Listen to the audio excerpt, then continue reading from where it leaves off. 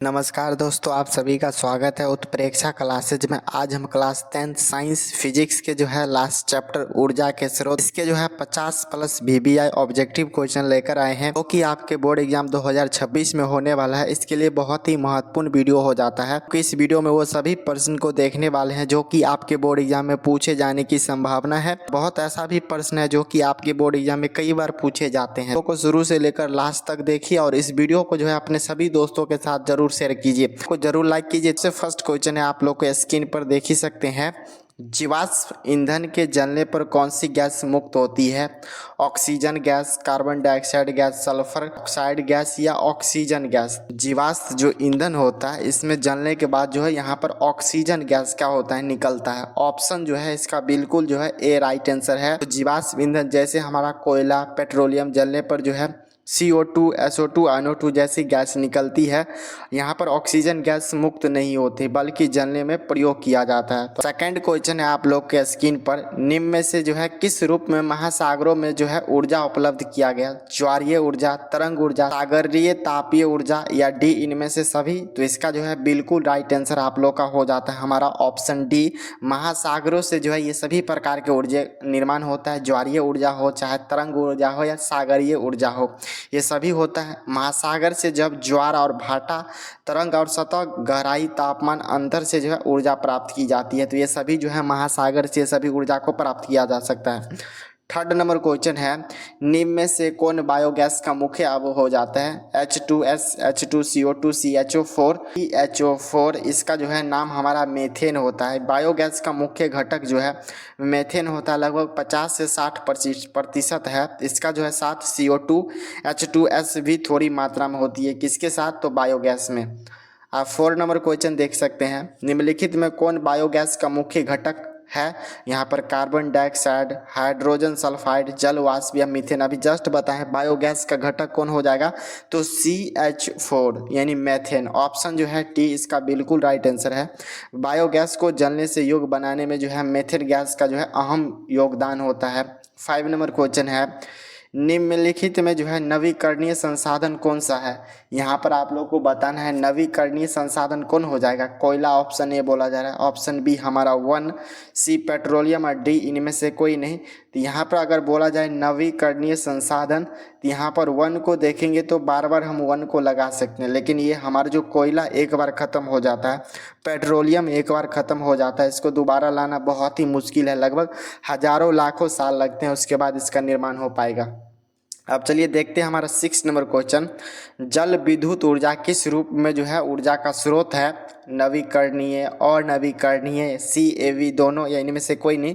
आपसे पूछा जाएगा जल विद्युत ऊर्जा किस प्रकार के ऊर्जा का स्रोत है? तो ये हमारा नवीकरणीय ऊर्जा का स्रोत है। यानी जल से हम बार बार क्या कर सकते हैं? बिजली को उत्पन्न कर सकते हैं, करंट को उत्पन्न कर सकते हैं। जल विद्युत ऊर्जा को पानी में स्थित ऊर्जा से मिलती है। वर्षा चक्र के बार बार यह उपलब्ध करवाया जा सकता है। आप देख सकते हैं 7 नंबर क्वेश्चन है, नाभिकीय ऊर्जा प्राप्त करने के लिए निम्नलिखित में कौन आवश्यक हो जाता है? हीलियम, बी हमारा बोला जा रहा है यूरेनियम, सी हमारा एल्युमिनियम और डी हमारा कोरोनियम। तो इसका बिल्कुल राइट आंसर हमारा ऑप्शन बी हो जाएगा। नाभिकीय ऊर्जा का मुख्य स्रोत हो जाता है हमारा यूरेनियम। ऑप्शन बी इसका राइट आंसर है। नाभिकीय ऊर्जा मुख्यतः यूरेनियम 235 और प्लूटोनियम 239 के द्विखंडन से मिलता है। तो गर्म जल प्राप्त करने के लिए हम सौर ऊर्जा तापक का उपयोग किस दिन नहीं कर सकते हैं? तो यहाँ पर धूप वाले दिन, बादल वाले दिन, गर्म दिन या पवन वायु वाले दिन।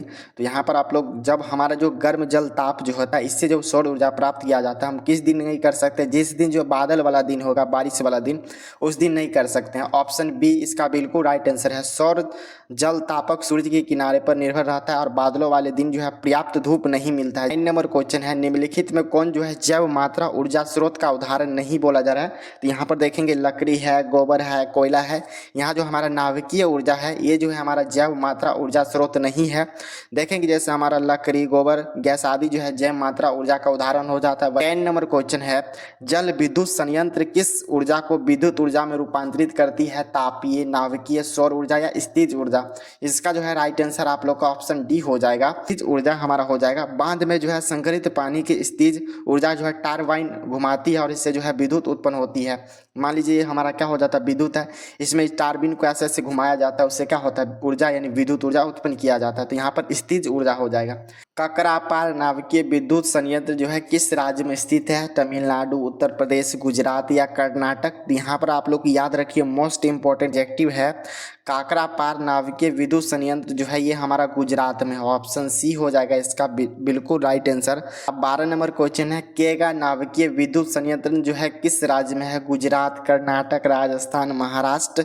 तो यहाँ पर केगा पूछा जाएगा। केगा नाभिकीय विद्युत संयंत्र ये जो हमारा कर्नाटक में हो जाता है। लिखित में कौन सा ऊर्जा जो है नवीकरणीय स्रोत है? जैव मात्र, कोयला, पेट्रोलियम, डी इनमें से कोई नहीं जो है बिल्कुल राइट आंसर हमारा ऑप्शन ए हो जाएगा। जैव मात्रा जो है ये हमारा ऊर्जा का जो है नवीकरणीय स्रोत हो जाएगा। जैसे देखेंगे बायो मात्रा में जैसे हमारा लकड़ी, गोबर गैस, कृषि अपशिष्ट बार बार उपलब्ध होते हैं, इसीलिए जो है ये हमारा नवीकरणीय हो जाएगा। अब हमारा 14 नंबर क्वेश्चन है, निम्नलिखित में जो है उत्तम ऊर्जा का स्रोत पूछा जा रहा है। मोस्ट इंपॉर्टेंट ऑब्जेक्टिव है, उत्तम पूछा जाएगा तो यहाँ पर याद रखिए लकड़ी जो है उत्तम ऊर्जा का स्रोत हो जाता है। और 15 नंबर क्वेश्चन है, निम्नलिखित में स्वच्छ ऊर्जा कौन सा है? उत्तम पूछा जाएगा तो लकड़ी, और स्वच्छ ऊर्जा स्रोत पूछा जाएगा तो वो हमारा जो प्राकृतिक गैस होता है ये बिल्कुल हमारा राइट आंसर होगा। जैसे कोयला और लकड़ी जलने पर जो है प्रदूषण होता है, लेकिन प्राकृतिक गैस जो है अपेक्षाकृत स्वच्छ ईंधन यहाँ से क्या होता है, निकलता है। नंबर क्वेश्चन है, कौन सा जो है परंपरागत जो है ऊर्जा स्रोत हो जाता है? जैव मात्रा, नाभिकीय ऊर्जा, भूतापीय ऊर्जा, इनमें से कोई नहीं। तो यहाँ पर परंपरागत पूछा जाएगा यानी वर्षों से चलता आ रहा है, ये हमारा हो जाएगा जैव मात्रा। ऑप्शन जो है इसका ए जो है बिल्कुल राइट आंसर। लकड़ी, कोयला, पेट्रोलियम जैसे ईंधन जो है कई सालों पीढ़ी से चलते आ रहे हैं, परंपरागत ऊर्जा स्रोत ये कहलाते हैं। तो यहाँ पर आप लोग समझ गए होंगे ये क्वेश्चन। 17 नंबर क्वेश्चन है, निम्नलिखित में कौन सा ऊर्जा स्रोत और ऊर्जा का व्युत्पन्न नहीं है? भूतापीय, पवन, नाभिकीय या जैव मात्रा?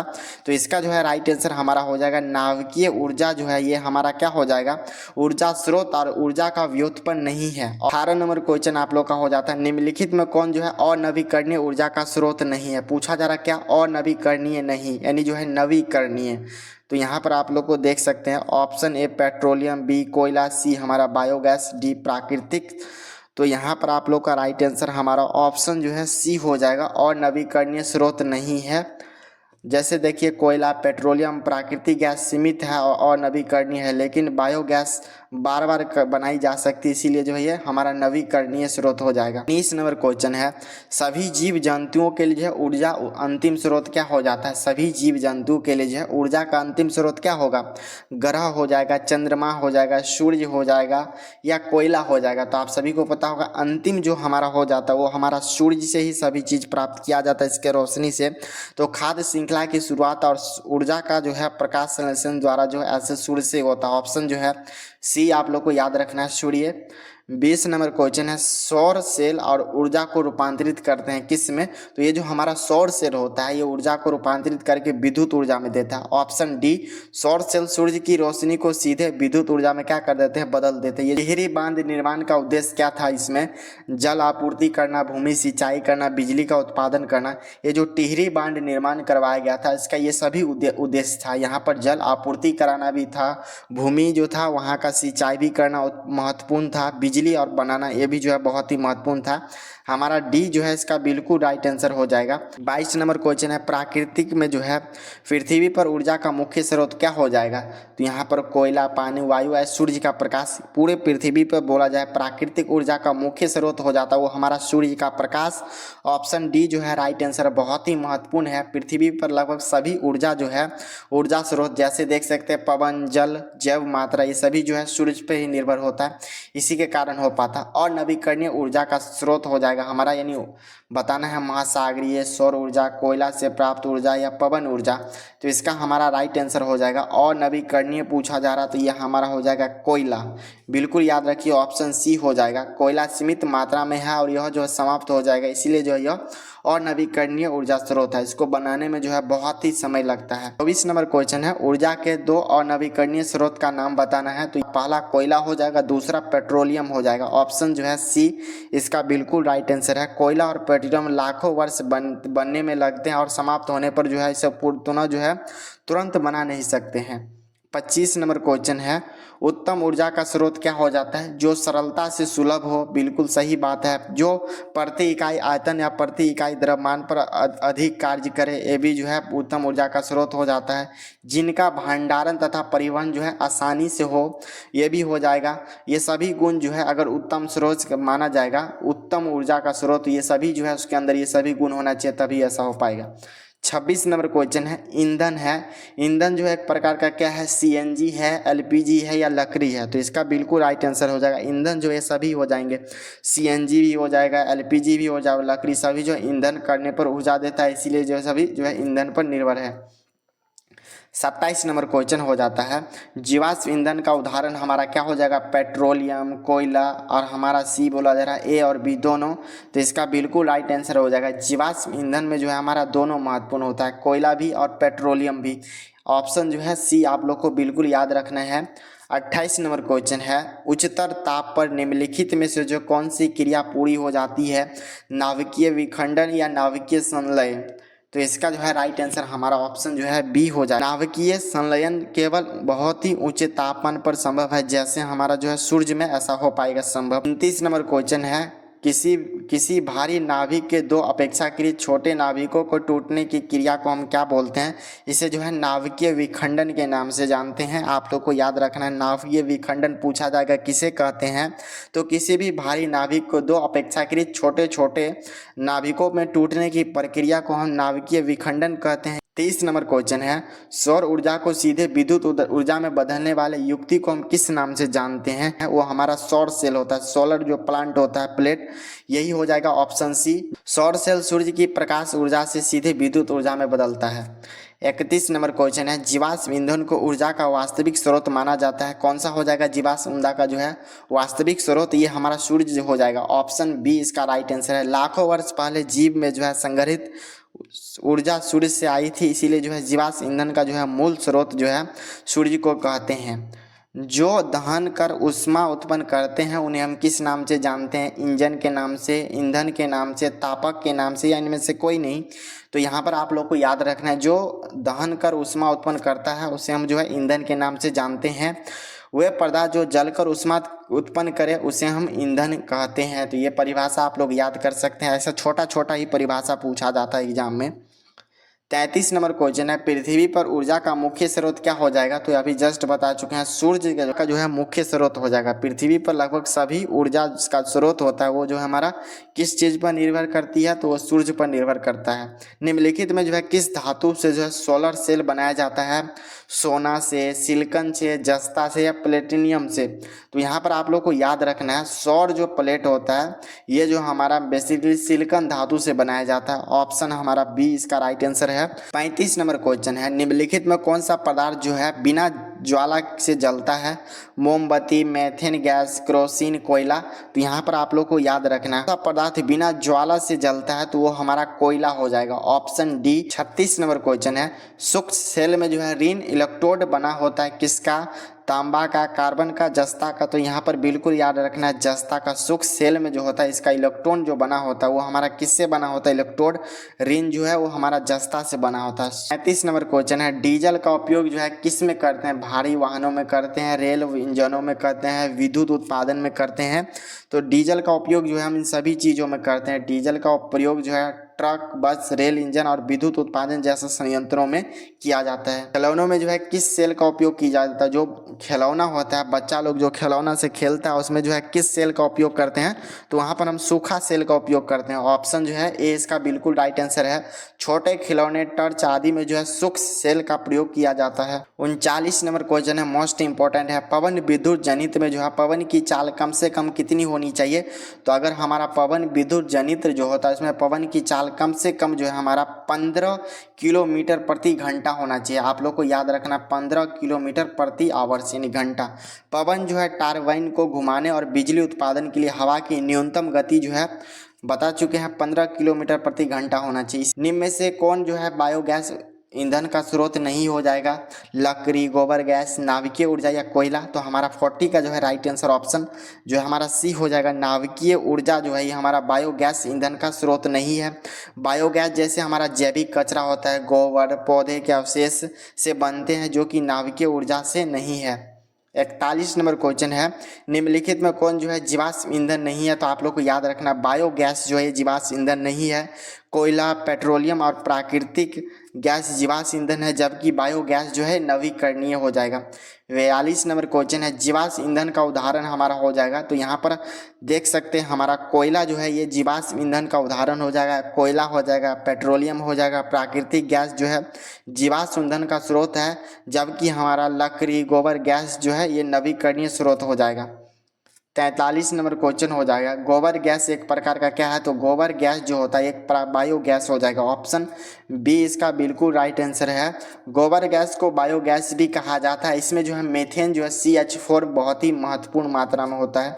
44 नंबर क्वेश्चन है, बायोगैस का उत्पादन होता है कहाँ? तो बायोगैस अभी जस्ट बताया, गोबर से जो है बायोगैस का निर्माण होता है। ऑप्शन जो है हमारा ए इसका बिल्कुल राइट आंसर है। गोबर और अन्य जैविक पदार्थ जो है बायोगैस संयंत्र में गैस का क्या करती है? निर्माण करती है।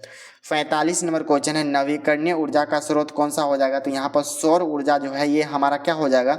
नवीकरणीय ऊर्जा का स्रोत हो जाएगा। 46 नंबर क्वेश्चन है, और नवीकरणीय ऊर्जा का स्रोत कौन सा हो जाएगा? तो यहाँ पर देखेंगे सौर, पवन, विद्युत ये सभी जो है नवीकरणीय ऊर्जा है, यानी इसे बार बार हम पुनः प्राप्त कर सकते हैं। और नवीकरणीय जिसे एक बार अगर यूज हो जाए तो बहुत ही दिन बाद हमें इसे मिलता है, तो ये हमारा जीवाश्म ईंधन हो जाएगा। ऑप्शन ए हो जाएगा इसका बिल्कुल राइट आंसर। 45 नंबर क्वेश्चन है, एक उत्तम ईंधन कौन सा हो जाएगा? तो यहाँ पर जो है देखेंगे जैव गैस जो है एक उत्तम ईंधन हो जाएगा। ऑप्शन जो है डी इसका बिल्कुल राइट आंसर। बायोगैस स्वच्छ, कम प्रदूषणकारी और जो है ऊर्जावान ईंधन है।